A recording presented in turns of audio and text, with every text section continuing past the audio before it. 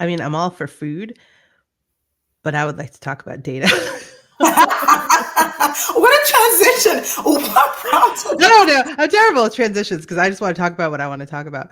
But I love I food love and it. stuff, I but love not, it. but also data.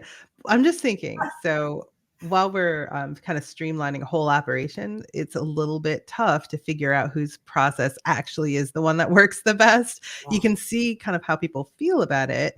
And Yeah. maybe the most people just like one better, and maybe that's enough. But there probably are some ways to tell which are objectively more efficient.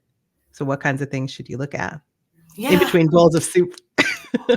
I mean, that's a really great question. I mean, this is like an age-old debate around how do you really measure productivity? How do you measure engagement, right?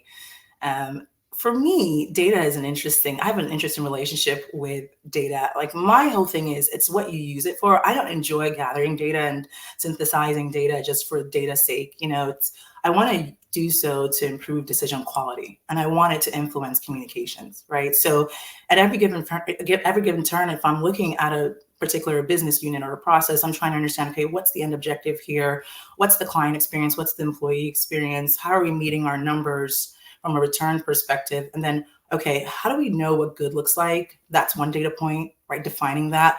How do we know that things are going wrong? That's another data point, and monitoring that. So that's really where I start. And then you bolt on from there. And it's pretty interesting when you kind of pare things down and look fundamentally at those core principles, it becomes easier to get sense for what's working and what's not.